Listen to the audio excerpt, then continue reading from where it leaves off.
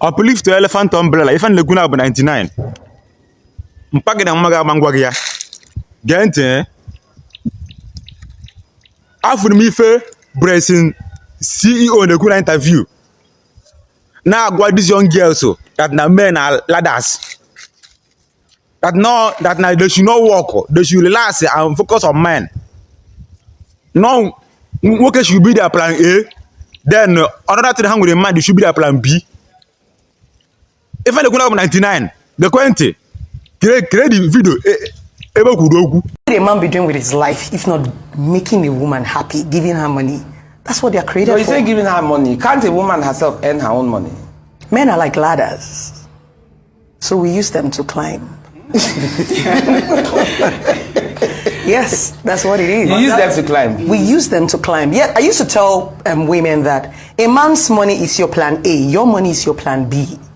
That plan B is when the man decides to start to mess up, you fall back to what you have, what you've gotten from him, what you've planted. You get the seed from him, you plant it, it germinates. Get to Angwage.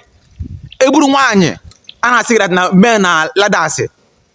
Make go sure that na nwoke anyị itiri ọbụ ladder to you. Make go sure that na igbu gị bi eji na-akwụ ụgwọ. Igbu gị eji na-akwụ ụgwọ 24 hours. Because nothing come for free in this world. Nothing come for free in this world. Enwe onye na-enye free. All nyegi, and the men I had a married men or boys. All married men can't say no. All married men can't say they are ladders. You should not work. You should not focus on your career. You should not focus on that you believe in. You should focus on man. Okay, should be a plan A. Then your own one should be plan B. Can you imagine? Can you imagine?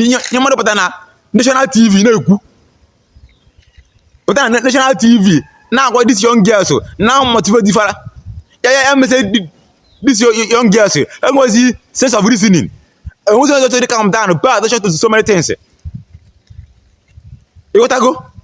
So the thing if say again a street due to this motivation word, yeah, feel relaxed. Yeah, me say if I is so lazy. I want to just work. I want to just work for some money.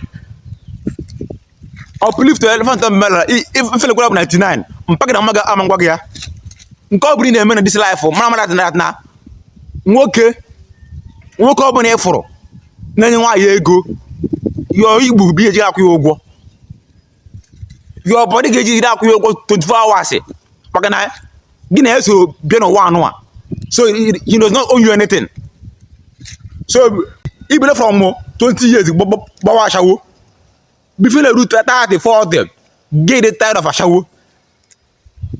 So, more the kind of people, no motivation. More kind of people not motivating going to give money. Now working at the men are ladders. It lasts lazy. The guys here are working hard for own money. Come on, Okonju Walaha. Come on, Dola Kunyere. Come on, Oprah. Come on, Williams. Come on, those ladies who work hard and make money and build their career without this nonsense talk. How many one of them? I want to keep believing that now the only way you guys survive in this life of okay. Men are ladders. You boogie body ladder.